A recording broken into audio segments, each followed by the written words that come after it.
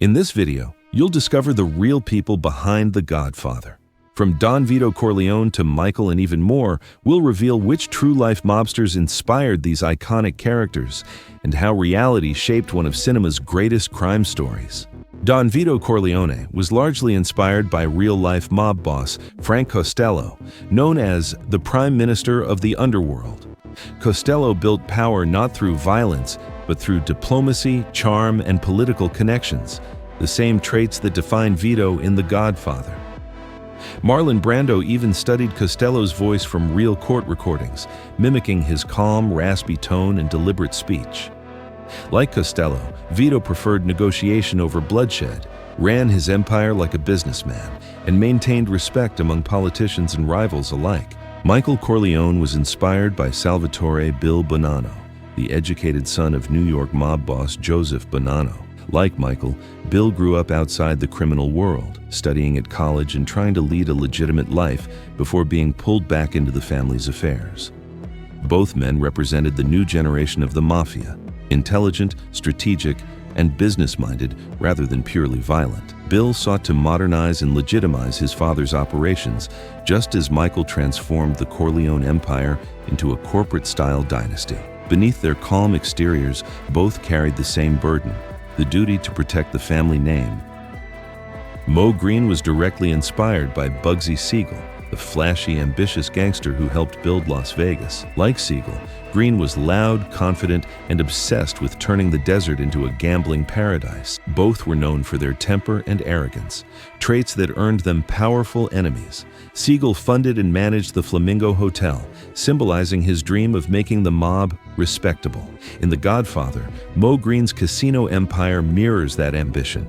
Even his shocking death, a bullet through the eye, mirrors Siegel's real 1947 assassination in Beverly Hills. A brutal reminder that in the world of organized crime, visionaries rarely live to see their dreams. In the end, both Bugsy Siegel and Moe Greene became symbols of ambition undone by ego. They dreamed of legitimacy, but in the Mafia, success always came with a target on your back. Johnny Fontane was clearly inspired by Frank Sinatra, the legendary singer whose rumored Mafia connections followed him throughout his career. In The Godfather, Fontane is the charming yet desperate crooner who turns to Don Corleone for help when a movie producer refuses to give him a role, a storyline almost identical to the rumors surrounding Sinatra's 1953 film From Here to Eternity. It was said that real mob boss Sam Giancana pressured Hollywood insiders to cast Sinatra, which later helped revive his career. Mario Puzo never hid the inspiration, admitting that Fontane was partly Sinatra, partly every performer who owed something to the mob. Both men had magnetic talent and fragile pride, adored by fans, feared by rivals, and haunted by whispers of favors repaid in blood. Even Sinatra's reported anger over the character suggests the truth hit too close. Johnny Fontane wasn't just a singer in fiction. He was the voice of an era where fame and the underworld sang in perfect harmony. Tom Hagen, the Corleone family's trusted consigliere, was inspired by real-life lawyer and mob associate Frank DeSimone.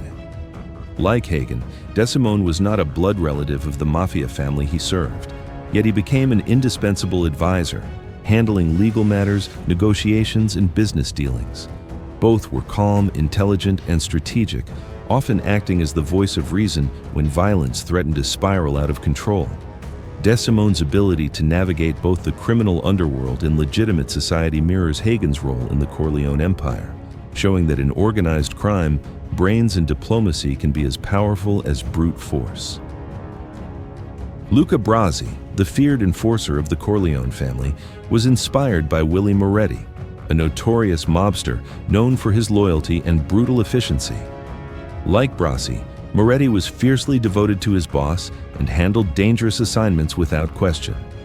Both were men whose presence alone commanded fear, blending violence with unshakable loyalty. Moretti's reputation for intimidation and his role as a trusted right-hand man in the Mafia directly shaped the creation of Brasi, making him one of cinema's most memorable and menacing characters. Don Barzini, the cunning and ruthless rival of the Corleones, was inspired by Vito Genovese, a powerful New York mob boss. Like Barzini, Genovese was ambitious, strategic, and relentless in his pursuit of power, often using manipulation and alliances to undermine rivals.